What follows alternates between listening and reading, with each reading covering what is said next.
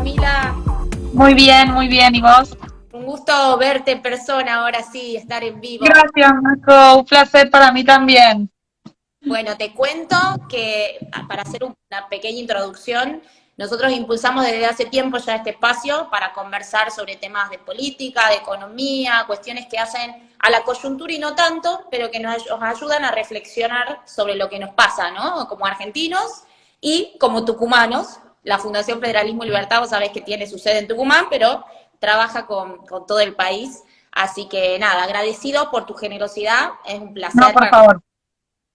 Voy a hacer, si querés, para arrancar, una pequeña introducción sobre tu amplio currículum que vamos a tratar de resumir, pero me parece importante para contextualizar porque tenés un background académico muy lindo.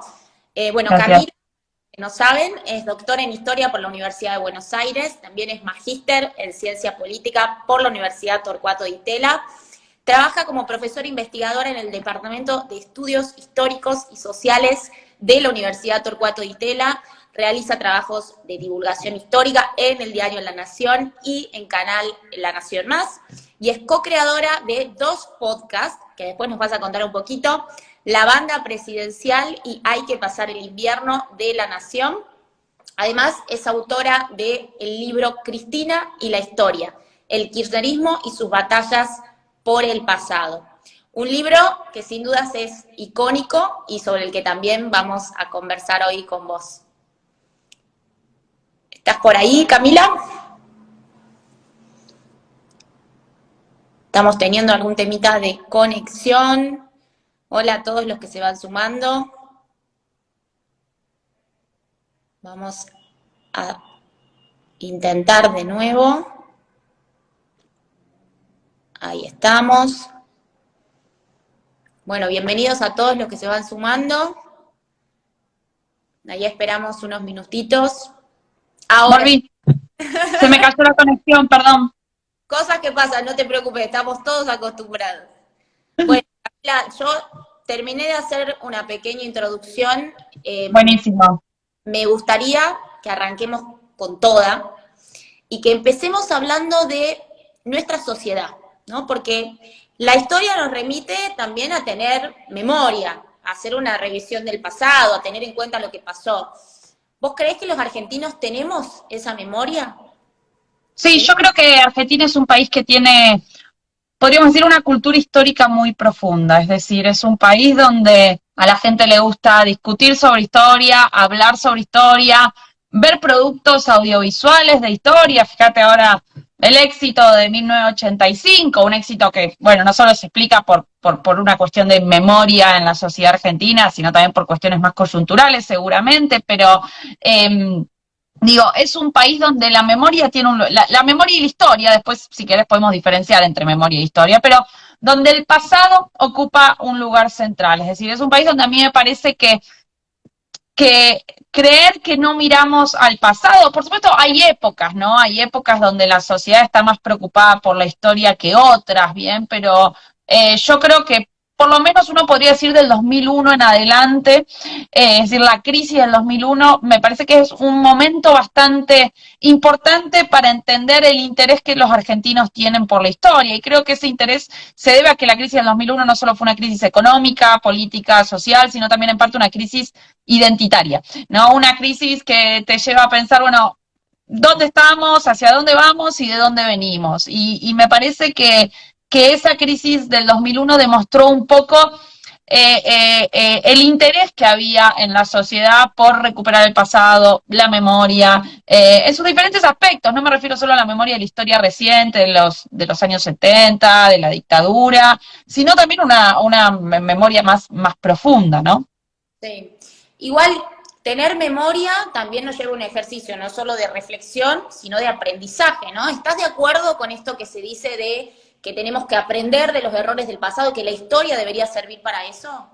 A ver, los historiadores solemos decir que la historia no es necesariamente maestra de vida, en el sentido de que la historia no necesariamente te da lecciones para saber cómo comportarte en el futuro, ¿no? Entonces, hecha esta aclaración, ¿no? Que es algo que, no sé, los historiadores nos obsesiona un poco, como, ojo con pensar que porque sabés historia podés entender por dónde van a ir las cosas o por dónde deberían ir las cosas. Pero sí hay una idea, que es una idea que se popularizó mucho a partir de los años 60 y 70 en el mundo, que es una expresión que se suele usar, que se conoce como el deber de memoria, y aquellos que defienden la idea de deber de memoria, lo que sostienen es que recordar ciertos acontecimientos del pasado, generalmente el deber de memoria se empezó a aplicar para temas como el Holocausto, ¿no? Es decir, es una expresión que aparece cuando las víctimas del Holocausto empiezan, después de mucho tiempo de silencio y de trauma y de no recordar lo que había sucedido, empiezan a contar lo que pasó durante el nazismo, ¿no? Y durante los campos de concentración. Bueno, en ese contexto se acuña esta idea de deber de memoria, con la idea de que recordar permite no repetir hechos traumáticos del pasado, ¿no? Entonces, sí, yo concuerdo con que eso es importante, ¿no? Con que recordar te permite no repetir, pero también hay que tener en cuenta esto, no necesariamente la historia te da lecciones de hacia dónde ir, porque la historia no se repite, porque las maneras en que se dieron las cosas hace 20, 30, 50 o 100 años no son las mismas a cómo se dan ahora. Entonces, siempre hay que tener cuidado con este engaño de la historia se repite, entonces hay que sacar lecciones exactamente. Bueno, no es tan así, ¿no? Como no se repite, esas lecciones no son posibles. Ahora, sí nos ayudan a entender muchas cosas del presente, de dónde venimos, nos ayuda también, no te digo a saber por dónde va a ir el futuro o qué deberíamos hacer, pero sí qué alternativas existen, ¿no? Y yo creo que te ayuda a pensar mejor el presente. Para mí en eso es muy útil la historia. Uh-huh. Llevándolo a tu plano personal, a esto de tu propia historia, digo, ¿se justifica en parte por tu historia el por qué escribiste este libro sobre Cristina y los usos de la historia? Contanos un poquito Sí. cómo fue el proceso. Obvio, se rejustifica porque yo empecé a estudiar historia en el 2006. En el 2008 estalla la crisis con el campo y eso marcó un momento de inflexión en el kirchnerismo, en la sociedad argentina, porque dio inicio a todo un periodo de polarización y de expansión de las discusiones políticas, sobre todo en el ámbito universitario. Y en ese contexto, mientras yo estudiaba historia, lo que empecé a ver es que Cristina todo el tiempo hablaba del pasado, ¿no? Yo después los conté, ¿no? Cristina pronunció 1.592 discursos durante su presidencia, en el 51% hizo referencia a la historia, creó nuevos monumentos, nuevos museos y toda esa omnipresencia de la historia desde el debate político, en un contexto en el cual yo era estudiante de historia, me llevó a decir, bueno, quiero tratar de entender esto, ¿no? ¿Por qué una presidenta usa tanto el pasado? ¿Por qué una presidenta habla tanto de historia? ¿Para qué le sirve? ¿Por qué le importa? Y además, bueno, y ahí decidí que iba a hacer eso como tesis de maestría y de doctorado, y que lo iba a comparar con México. México en ese momento, entre el 2006 y el 2012, gobernó un presidente que se llamó Felipe Calderón, que es un presidente liberal conservador. Entonces, ideológicamente era muy diferente a Cristina Kirchner, usaba menos el pasado, lo usaba de otra manera, ¿no? Yo digo que Cristina usa el pasado de forma polarizadora. Bueno, Calderón lo usaba de forma integradora o reconciliadora, lo que quieras. Entonces me parecía que eran dos casos contrastantes que estaba bueno comparar, y por eso hice mi tesis de doctorado comparando Argentina y México y los usos del pasado en cada país. Y de ahí, finalmente, terminé la tesis de doctorado, la defendí, y después de eso salió el libro solo de la parte argentina, ¿no? La parte mexicana la estoy convirtiendo en artículos académicos. Claro, claro, bueno, ya con lo argentino tenés para escribir unos cuantos libros, me imagino. No, ya está, yo ya te cierro la persiana con esto, ya el tema se me agotó, ahora iremos para otro periodo o buscaremos otras cosas. Bueno, ahí igual profundizando para que nos cuentes, ¿qué es lo que detectaste de los usos políticos que hace Cristina Fernández de Kirchner de la historia?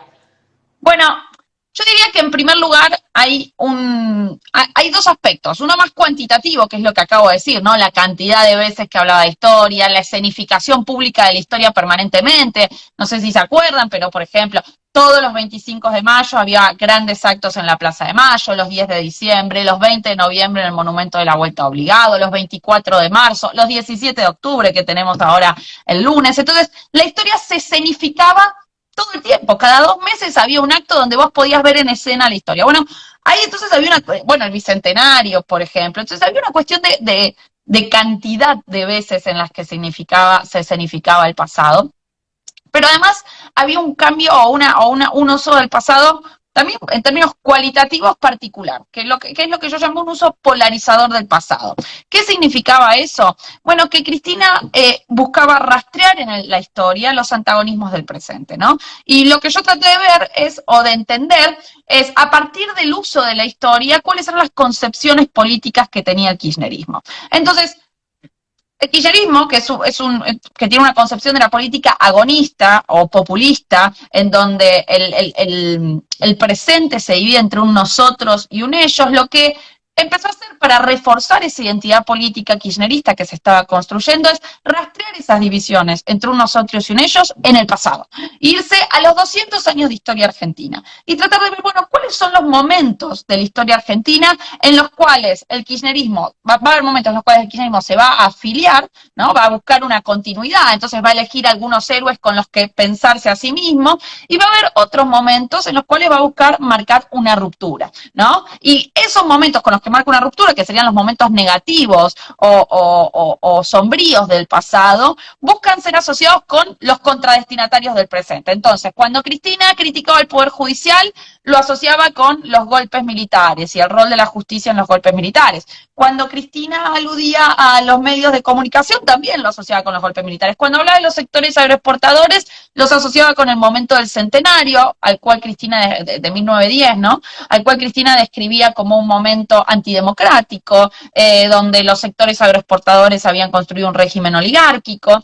Entonces, lo que hacía de esa manera era un poco achatar las distancias o aplanar las distancias entre los héroes del pasado, entre los héroes del pasado y su propio gobierno, y los opositores del pasado y sus propios opositores, ¿no? Entonces, de esta manera, todos los usos del pasado buscan aplanar esa distancia en pasado y presente, pero lo hacía justamente para marcar bien esas divisiones, ¿no? Entre un nosotros y un ellos. Y yo creo que esto le sirvió para muchas cosas, le sirvió para legitimar acciones políticas presentes, también para construir una identidad política que hoy sigue siendo una identidad política fuerte, consolidada, cohesionada, que se moviliza, que sigue teniendo capacidad de movilización en la sociedad civil, y también para controlar, o tratar de controlar, nunca se controla esto, pero para intentar controlar la interpretación que se va a tener de ese gobierno en el futuro, ¿no? ¿Y hoy crees que esa identidad política construida de esta manera que vos mencionás se sigue manteniendo, esa definición que se intentó hacer a través de los usos de la historia? Sí, a ver, yo creo que el kirchnerismo sigue teniendo el mismo uso de la historia, o Cristina por lo menos tiene el mismo uso de la historia que ella tenía cuando era presidenta. No hay grandes cambios en la manera que ella interpreta el pasado argentino desde el 2015 para acá. Entonces, lo primero diría eso. Yo creo que la identidad kirchnerista aún hoy se mantiene y se pone en evidencia en la estructura del Frente de Todos, ¿no? Una estructura donde la única, de los diferentes grupos, la única identidad que se mantiene como identidad política es el kirchnerismo, porque el albertismo no existe. Existe Alberto, existen los seguidores de Alberto, pero no hay una identidad albertista. Sí hay una identidad peronista más ortodoxa o más tradicional o no kirchnerista, pero un poco más diluida y con mucha menos capacidad de movilización que la identidad kirchnerista. Entonces, la identidad kirchnerista sigue existiendo. Es más débil que en el 2010, seguro, pero está ahí, está consolidada, podríamos decir. Entonces, y dentro de esa identidad, el uso de la historia sigue siendo muy importante. Cada una de las apariciones que ha tenido Cristina Kirchner en el último tiempo, ha habido un uso del pasado, ¿no? Ella se ha puesto a comparar su situación con la de Perón, con la de Irigoyen. Entonces, eso está permanentemente dando vueltas, me parece. Bueno, mencionaste Perón, lo mencionaste a Alberto Fernández. Ahí te llevo a hacer también un análisis de algunos expresidentes respecto al uso político que hicieron. Si querés, voy con Juan Domingo Perón. A ver, primero quiero decir una cosa. Es muy común, digo, que los políticos hagan un uso del pasado, ¿no? Porque a veces algunos me dicen, bueno, pero ¿qué es Cristina nada más? No, por supuesto que no. Diría que todos los políticos hacen usos del pasado, algunos con más intensidad, algunos con menos intensidad, pero los políticos usan la historia. Alberdi decía que, de Mitre, una frase que a mí me encanta, decía, gobernar es historiar, ¿no? Como Mitre se dio cuenta, Mitre era un presidente historiador, ¿no? Mitre se dio cuenta que para gobernar tenía que historiar, tenía que contar el pasado. Y Mitre es el gran fundador, uno podría decir, de la historia nacional que se estudió en las escuelas y con la que se nacionalizó durante mucho tiempo. Dicho esto, voy a tu pregunta. ¿Cuál es el uso del pasado de Perón? Perón tiene dos momentos para tratar de entender el uso del pasado. Uno que es su momento de presidente y otro que es el momento posterior a que es derrocado en 1955. Cuando Perón era presidente, entre sus primeras dos presidencias, ¿no? Entre 1946 y 1955, pero no va a dar una visión del pasado distinta a la llamada historia liberal. ¿Cuál es la historia liberal? Bueno, la historia liberal es justamente esa historia que había construido Mitre, de quien acabo de hablar, el de gobernar es historiar. Es una historia que había construido Mitre, donde se ubicaba el inicio de la nación en 1810, donde Juan Manuel de Rosas era descripto como una suerte de tirano, donde la caída de Rosas en 1852 es mostrada como el momento de recuperación de la libertad y de inicio de construcción de un Estado-nación. Entonces, esa historia, que la acabo de resumir de una manera un poco burda, pero no importa, historia liberal mitrista, es la historia que va a retomar Perón en su primer gobierno. Bien, y va a retomar el panteón de héroes clásico de esa historia liberal mitrista. Por ejemplo, si uno ve los nombres de los ferrocarriles, este es un ejemplo típico que se pone para mostrar que Perón tenía una visión liberal de la historia. Tenés a Roca, tenés a Sarmiento, tenés San Martín, tenés el Mitre, esos son los nombres de los ferrocarriles nacionalizados, ¿no? Entonces ahí Perón no tiene lo que llamaríamos una visión revisionista del pasado. ¿Quiénes eran los revisionistas? Bueno, era un grupo de intelectuales, historiadores, que se empieza a crear en 1930, que van a buscar revisar la historia liberal mitrista y reivindicar la imagen, la figura de Rosas, ya no como un tirano, sino como un héroe popular. Estos grupos revisionistas eran nacionalistas, antiimperialistas, y se acercaron a Perón, porque en términos ideológicos había mucha cercanía entre el nacionalismo y antiimperialismo que proponía Perón y sus propias ideas. Ahora, durante su presidencia, Perón no abrazó a los revisionistas. Es decir, durante su presidencia, Perón no se hizo revisionista, por más que los revisionistas querían que Perón abrazara esa historia y no la historia liberal mitrista. Pero Perón no buscó dar una batalla por el pasado. Y esto es muy diferente a Cristina Kirchner, ¿no? Cristina asume la presidencia y inicia lo que ella llama una batalla cultural y busca dar una batalla por la historia. Pero no, bien, Perón asume la presidencia, se preocupa por dar una batalla en el presente, pero no en el pasado, no traslada esas batallas al pasado. Sí hace referencias al pasado más cercano, a la década del 30 como década infame, eso sí, bien, pero no da la batalla del siglo XIX y no lo coloca a Rosas como un héroe.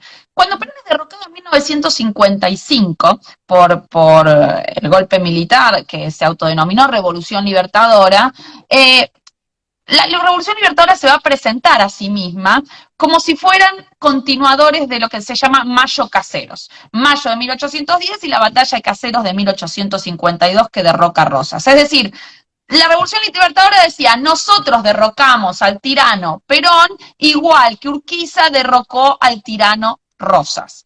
Entonces, esa es la operación que hace la Libertadora. Y en esa operación, ¿no? Perón, ¿qué hace? Abraza el revisionismo. En vez lo que hace es de retomar esa comparación que hace el propio golpe militar que lo derroca y decir, sí, yo soy Rosas, y Rosas puede ser entendido como un héroe popular, ¿no? Y entonces ahí Perón se hace revisionista, pero Perón se hace revisionista después de su caída, es decir, después de 1955. Y entre 1955 y hasta su muerte, ahí sí va a haber una unión entre revisionismo y peronismo, que no es una unión que exista durante la presidencia de Perón. Claro, un antes y un después.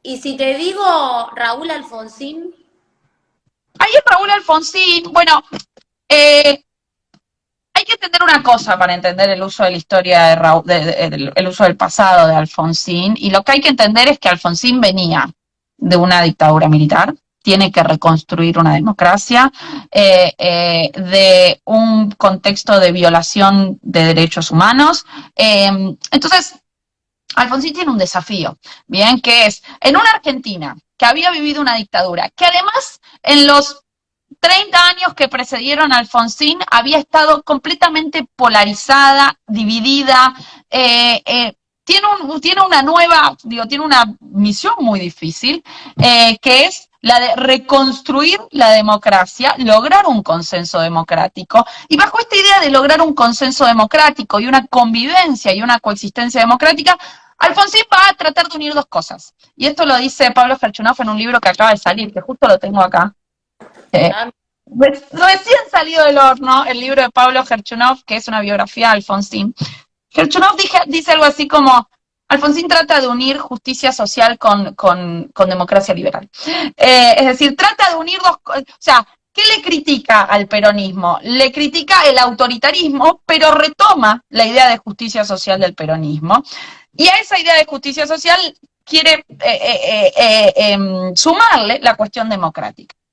Entonces, ahí es súper importante la visión del pasado de Alfonsín, porque justamente Alfonsín necesita una visión del pasado que busque reconciliar polos que en la Argentina habían estado tradicionalmente separados, ¿bien? Es decir, que se habían pensado como antitéticos. A mí me preguntan cómo se llama el libro. Sí. Raúl Alfonsín, El planiferio invertido, se llama, de Pablo Gerchunov. Entonces, ¿qué tiene que hacer? Tiene que unir dos historias, ¿bien? Tiene que tratar de reconciliar a la Argentina, y esto lo va a poner en evidencia en un discurso muy famoso que se llama el discurso de Parque Norte, donde Alfonsín va a estar diciendo, bueno, no podemos seguir pensando en las lógicas facciosas y en las formas facciosas de pensar la política, sino que tenemos que tratar de convivir todos. No podemos seguir siendo unitarios y federales, peronistas y antiperonistas, sino que tenemos que buscar algún tipo de coexistencia. A mí me gusta ahí una clasificación que hacen unos politólogos norteamericanos que se llaman Kubik y Bernhard, y ellos dicen, ellos estudian la Unión Soviética y los países que nacen después de la caída de la Unión Soviética y los regímenes memoriales que se establecen ahí. Y ellos dicen, bueno, hay distintos tipos de estrategias memoriales. Están los guerreros memoriales, los que dicen, hay una verdadera historia que hay que demostrar y terminar con la historia falsificada. Esa es Cristina Kirchner, ¿no? Cristina Kirchner se presenta a sí misma como una guerrera memorial, alguien que viene a dar la batalla por el pasado, que viene a mostrarle al pueblo una verdadera historia sobre una historia falsificada. Pero también hay otros tipos memoriales, están los pluralistas memoriales. Para mí Alfonsín viene por ahí. Los pluralistas memoriales son los que dicen, bueno, hay muchas interpretaciones del pasado. No nos vamos a poner de acuerdo en cómo interpretar la historia. Entonces tienen que aprender a convivir las diferentes interpretaciones del pasado de una manera más o menos pacífica, ¿no? Pensando en el pluralismo de ideas. Después están los negadores memoriales. Los negadores memoriales son los que dicen no hay que mirar al pasado, ¿bien? Hay que mirar al futuro, listo. O los prospectivos memoriales, que dicen, bueno, podemos cerrar ciertos enigmas del pasado, buscan cerrar ciertas heridas y decir mirar para el futuro. Todos los gobiernos tienen una combinación de estos, ¿no? Yo diría que Alfonsín es un poco un pluralista memorial, pero también un prospectivo. Digo, cuando Alfonsín dice que la CONADEP es una comisión de verdad que tiene que durar 6 meses, porque después hay que empezar a pensar en el futuro, justamente, ¿qué está diciendo? Está diciendo, bueno, hay un deber de memoria, tenemos que recordar, tenemos que saber qué pasó, pero al mismo tiempo tenemos un límite de 6 meses porque después hay que construir una democracia, ¿no? Entonces, yo creo que en Alfonsín se combinaban esas dos cosas, un pluralista memorial con un prospectivo memorial, diría. Y yéndonos, creo, a otro extremo, que creo yo, porque vos sos la experta, pero que no tiene nada que ver con Raúl Alfonsín ni con Cristina Kirchner, si te menciono a Mauricio Macri. Está bueno, porque es verdad que no tiene nada que ver, porque Macri era más uno podría decir, un negador memorial, en el sentido de que creía que tener una mirada hacia el pasado era tener una visión nostálgica de la Argentina que no le permitía mirar al futuro. Y había una lógica muy, eh, ¿cómo decirlo? Bastante inflexible o intransigente en eso, que yo creo que es algo que compartían Marcos Peña y Mauricio Macri. No digo todo cambiemos, hoy sería Juntos por el Cambio, pero sí el grupo que estaba en el gobierno entre 2015 y 2019, y consideraban que, y eso en oposición al kirchnerismo, mirar al pasado no les iba a permitir gobernar. Y yo creo que ahí cayeron capaz en una ingenuidad, que es una crítica que a mí me hace pensar en Edmund Burke, que Edmund Burke es un parlamentario inglés liberal conservador del siglo XVIII que estaba mirando la Revolución Francesa desde Inglaterra. Por supuesto, como todo inglés, la Revolución Francesa le parecía muy extremista, y una de las cosas que le decía Edmund Burke a los revolucionarios franceses, les decía: ustedes creen que pueden hacer tabula rasa del pasado, ustedes creen que pueden contar, mirar al futuro, construir un nuevo régimen sin tener en cuenta las memorias, las tradiciones, las costumbres de la sociedad que están tratando de refundar. Venimos, básicamente. Claro, a mí me parece que el macrismo cayó un poco en esa ingenuidad, ¿no? En la idea de que se puede refundar a una sociedad haciendo caso omiso al pasado, cuando Argentina, por lo menos en el 2015, era una sociedad muy preocupada por su historia, que miraba su historia, que estaba preocupada e interesada por el pasado. Entonces, yo creo que esa estrategia que llevaron adelante al estilo negadores memoriales, no sé si les resultó, y de hecho creo que hoy Juntos por el Cambio lo está revisando, incluso en alguna entrevista Mauricio Macri dijo, bueno, que habría que tener una narrativa. Igual también hay que entender que eso es algo que no es como un paquete que uno recibe de Mercado Libre, ¿no? Como eso es algo que hay que ir pensando y que se discute y que se delibera, pero bueno, creo que es algo que está en el aire, ¿no? Hoy en Juntos por el Cambio. Mira, me tomo el atrevimiento de tomar una de las palabras que vos dijiste, porque leí hace poco una nota que te hicieron y vos diferenciás mucho lo que es narrativa de relato. Y está bueno que nos cuentes por qué y qué significa. Sí, a ver, yo en el libro casi no trato de no usar la palabra relato, porque me parece que lo que pasó con la palabra relato es que quedó muy cargada de peso político. Quedó muy en la grieta. Entonces, el problema de la palabra relato es que hoy está asociada a la idea de mentira o de manipulación. Entonces, me gusta más la palabra narrativa, o me gusta más la palabra identidad. Lo que yo uso más en el libro es la idea de identidad. Digo, bueno, lo que construyó el kirchnerismo no es un relato, aunque sí en términos técnico sería un relato, ¿no? Pero es algo más profundo que eso, es una identidad, ¿bien? Y siempre en el uso del pasado, cualquier uso político del pasado que haga cualquier presidente, dirigente político, implica cierto moldeo del pasado en función del presente, ¿no? Implica cierto relato, porque cuando un político va al pasado, no está haciendo historia, como hacemos los historiadores, está haciendo política, no está buscando conocer realmente lo que pasó. Lo que está buscando hacer es construir una identidad o legitimar una acción política. Entonces, como los objetivos son otros, entonces me parece muy importante poder distinguir esto de historia y memoria, ¿no? Bueno, la historia es la que hacemos los historiadores, queremos ir al pasado para conocer lo que pasó, la verdad, para comprenderlo, estableciendo distancias entre presente y pasado, pero eso no se lo podés pedir a un político, no se lo podés pedir ni a Cristina Kirchner, ni a Mauricio Macri, ni a Larreta, ni a nadie, porque, bueno, porque el objetivo con el que usan el pasado es distinto. Entonces, como historiadora, ¿qué trato de hacer yo? Bueno, ya sé que lo que ellos dicen sobre la historia no es lo que pasó exactamente, ¿no? Digo, ya sé que están moldeando el pasado. Ahora, ¿cómo lo moldean y con qué objetivos? Eso es lo que yo trato de pensar, ¿no? Y por eso uso la palabra narrativa, uso la palabra identidad y no tanto relato, porque me parece que hoy en Argentina esa palabra está como cargada con una idea muy, muy cínica, ¿no? Como si hubiera una cosa muy, muy de manipulación cínica. Ujú. ¿Y qué pasa con el uso político del olvido? ¿Qué impacto tiene? ¿Es positivo? Quién lo usó como estrategia?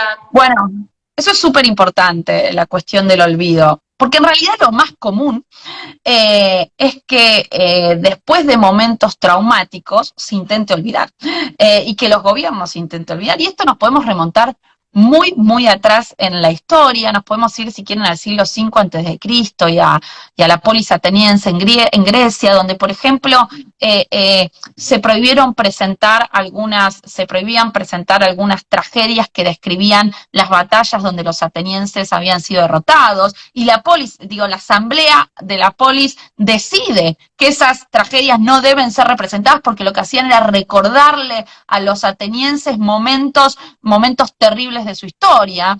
Entonces, hay ahí decretos de olvido, ideas de que hay que hacer olvidar. ¿Por qué? Bueno, porque la convivencia democrática, consideraban los atenienses, requería no solo de memoria, sino de olvidos. Hay muchos casos como este. Hay uno muy conocido, que es el de Enrique IV en Francia. Para mí es el más entretenido de ver, que es Enrique IV asume como rey a fines del siglo XVI, cuando después de 8 guerras civiles en Francia, que fueron cruentas, tremendas, donde protestantes y católicos se mataron entre sí, con sucesos muy terribles como la noche de San Bartolomé, donde se asesinaron durante una semana más o menos 20.000 protestantes en Francia. Entonces fue un momento mucho trauma en Francia. Y cuando asume Enrique IV, que era un protestante y que se convierte al catolicismo para poder ser rey de Francia, es el que dice París bien vale una misa. Bueno, se convierte al catolicismo, pero dice, voy a hacer un edicto de tolerancia, que es el edicto de Nantes, y dice, voy a hacer un edicto de tolerancia, y en ese edicto, no lo voy a decir tan lindo como lo dice Enrique IV en ese edicto, pero dice algo así como, hay que olvidar aquellas cosas que nos dividieron en el pasado. Porque está diciendo, si no es imposible la convivencia. Tenemos que apostar al futuro, a la tolerancia religiosa, pero olvidarnos de la noche de San Bartolomé. No lo dice así, pero es esa la idea, ¿no? Y él era un protestante, él había sido víctima de la noche de San Bartolomé, sus correligionarios, las personas que estaban con él murieron en la noche de San Bartolomé. Entonces, esos son ejemplos de olvido. Ahora, me voy a ir mucho más acá y me voy a ir a Argentina, ¿no? ¿Quién hace, si querés, un uso productivo del olvido? ¿Bien? Todas las memorias implican memorias y olvidos. En Cristina hay memorias y olvidos, en Alfonsín había memorias y olvidos, pero quien hace, yo diría, un uso más consciente del olvido es Menem.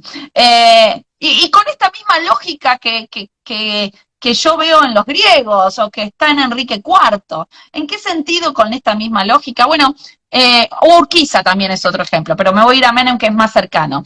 Cuando Menem asume la presidencia en el año 1989, que es un año cargado de cosas, ¿no? Es un año, pensemos, el año empieza con la toma de la Tablada no me acuerdo si enero o febrero, va a haber levantamientos carapintadas, va a haber levantamientos carapintadas, hiperinflación, es un año cargado de conflictos y donde el trauma está muy presente. En ese contexto, Menem asume con el mando adelantado, ¿no? El traspaso de mando adelantado, y va a proponer, apenas asume, una serie de medidas en relación con la historia. Una que es muy polémica, traer los restos de Rosas. Traer los restos del personaje más controversial del siglo XIX y XX, y en ese acto donde trae los restos de Rosas pone también a los descendientes de los enemigos de Rosas, ¿no? Y los pone a todos en un mismo acto, y ¿qué dice? Bueno, con este acto tenemos que cerrar heridas y olvidarnos. Es decir, lo que él dice es, entierra Rosas y ya está, no vuelve más a ese tema. Entonces, empieza a aparecer la idea esa de de que uno podría ser un prospectivo memorial o también un negador memorial, ¿no? Cerramos el capítulo unitarios y federales con Rosas, ya está. Va, se abraza con Rojas, uno de los principales responsables del derrocamiento de Perón en 1955. El peronista va, se abraza a Rojas, listo, dejamos eso atrás, cerramos esa herida y seguimos adelante. Los indultos, ¿bien? ¿Qué hace? Bueno, perdona y libera a los militares que estaban presos y trata de establecer una especie de olvido sobre el tema de la dictadura, como por ejemplo con un proyecto que era derrumbar la ESMA, que nunca se concretó, ¿no? Pero que estaba derrumbar la ESMA y construir ahí lo que se iba a llamarse algo así como un parque de la reconciliación, si no me equivoco, era ese el nombre. Entonces, hay ahí una política muy clara de cerrar heridas y olvidar. ¿Y olvidar para qué? Bueno, para construir la democracia, para terminar, uno podría decir, para cerrar con ese 89, ¿no? Para cerrar con ese conflicto permanente que estaba en el 89. ¿Le funcionó a Menem esto? Por unos años, ¿bien? Por unos años podríamos decir que es como la convertibilidad. Le funcionó por unos años, ¿no? Hasta el 95 iba. La cuestión del olvido también le funcionó durante unos años porque, si bien los organismos de derechos humanos siguieron activos, en la sociedad no había todavía había movilizaciones de los organismos de derechos humanos, eso seguro, pero recién se va a dar un despertar de la sociedad civil reclamando memoria, verdad y justicia hacia el 95-96, ¿no? Cuando son las declaraciones de Silingo, que es un piloto responsable de los vuelos de la muerte en la ESMA, que va a ser uno de los pocos que va a confesar efectivamente lo que hizo, lo que pasó, lo que sucedía. También se ven esos años, los 20 años del inicio de la dictadura en el 96. Entonces, ahí con Menem vamos a tener una serie de eventos que generan un despertar de la memoria y que muestran un poco que esas políticas o políticas memoriales en relación con el olvido estaban, no te digo perimidas, pero sí que no habían funcionado lo que Menem creía que podían funcionar, ¿no?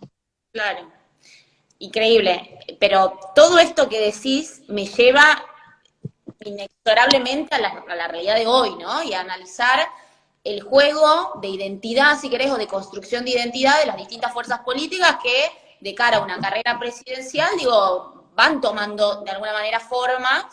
Entonces te tengo que preguntar, ¿cómo ves, y vamos primero con Juntos por el Cambio, esa construcción de una identidad y, de nuevo, el uso político para esa construcción de identidad con una coalición también tan heterogénea, ¿no?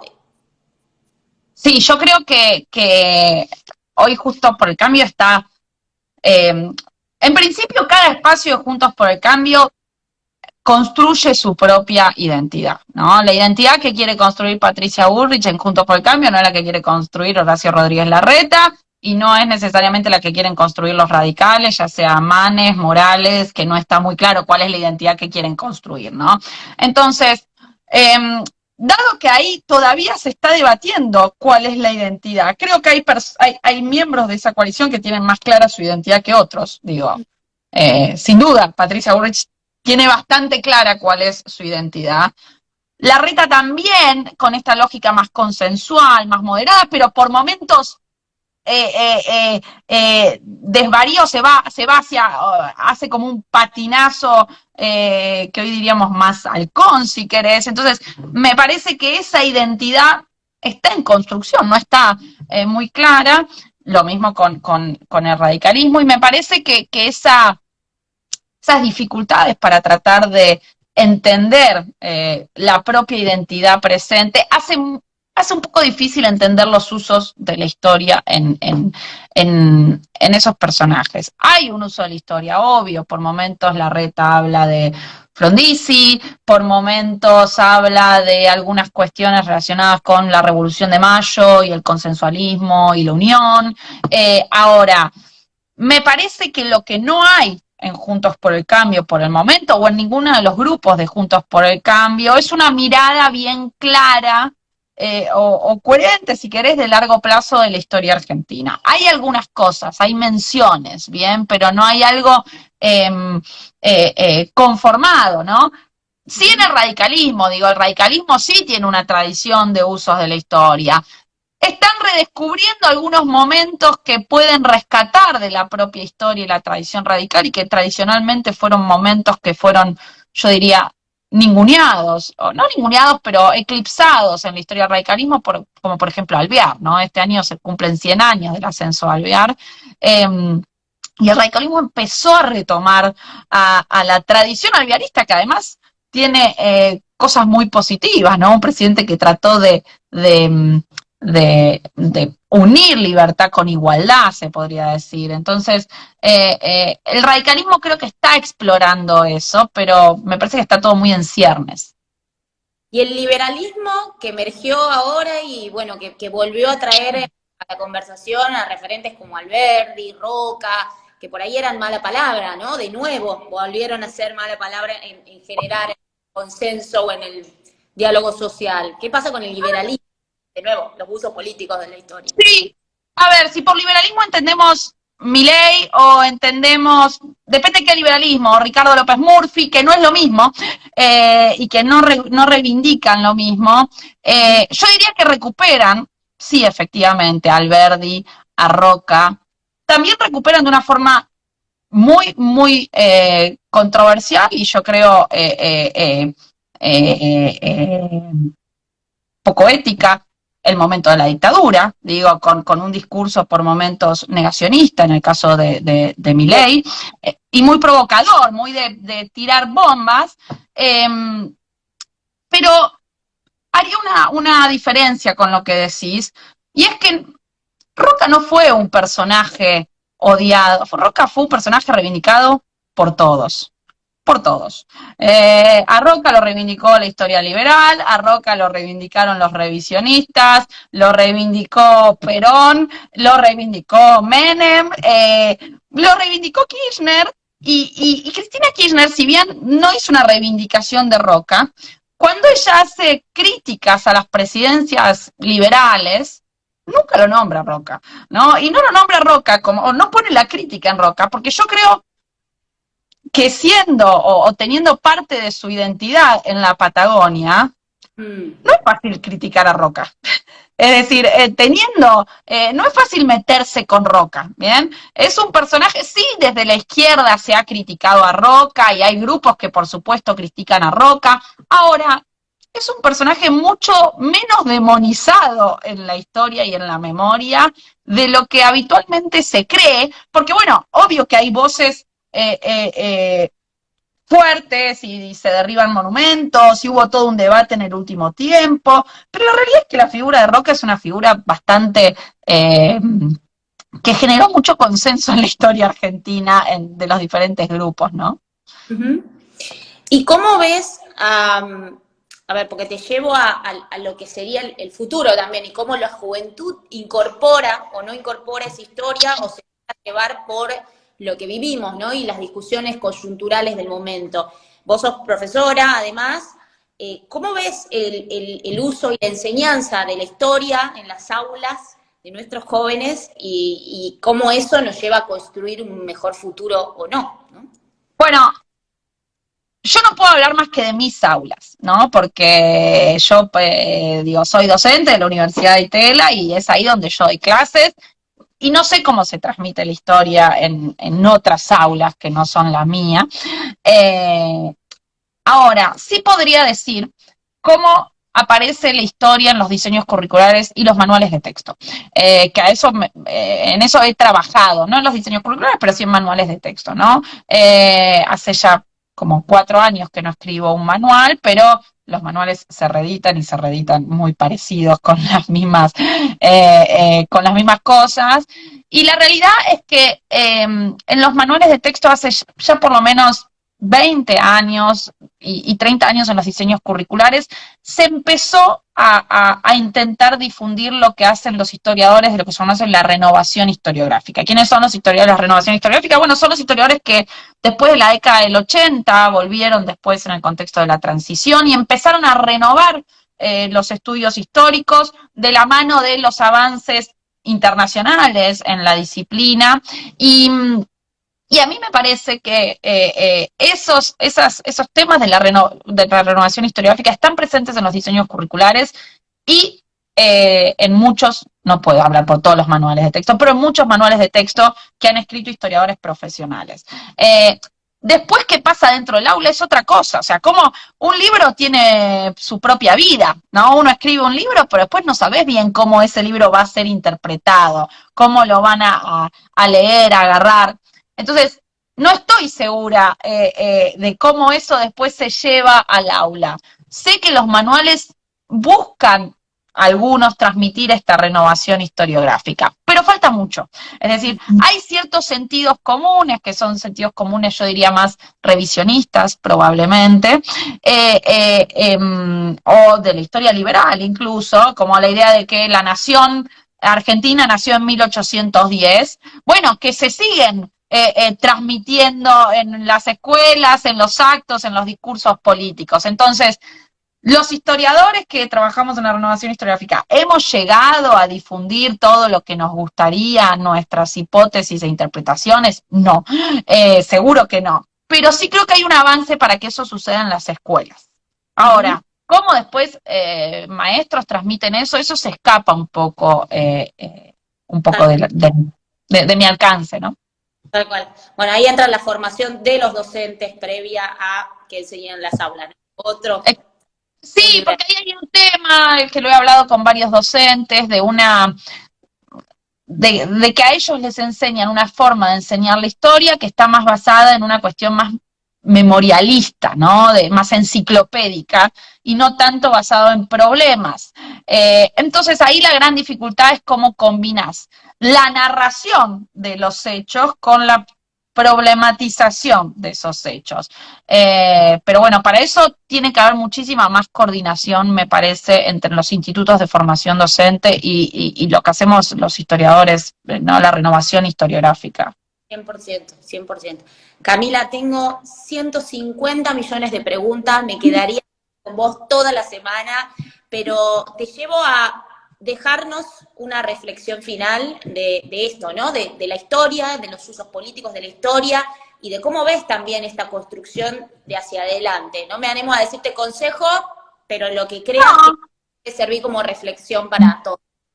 Mi consejo, que es también algo que les suelo transmitir a mis alumnos, es que cuando leen algo sobre historia, cuando van al pasado, hagan un esfuerzo muy grande por comprender y no por juzgar el pasado. Es decir, ¿qué implica comprender? Implica ponerse en los zapatos de esas personas del pasado a las cuales están leyendo. Entonces, tratar de entender cuáles son los dilemas, las alternativas, las situaciones que pudieron haber vivido, y no simplemente juzgar si esa persona hizo las cosas mal, hizo las cosas bien.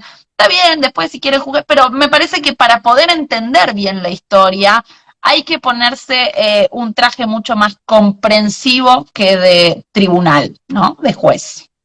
Espectacular, buenísimo. Nos encanta escucharte, te recontra seguimos y te esperamos. Gracias, Majo.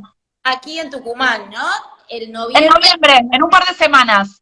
Buenísimo, ahí vamos a generar otro espacio de conversación. Buenísimo. Con los autores, así que felices de recibirte y de nuevo muchas gracias por todo. Gracias. A todos los que preguntaban, esta charla queda grabada en el canal de YouTube de la Fundación Federalismo y Libertad, así que después les vamos a estar compartiendo el enlace. Gracias a todos por acompañarnos y nos vemos la próxima. Adiós, muchas gracias, un beso. Chao, chao.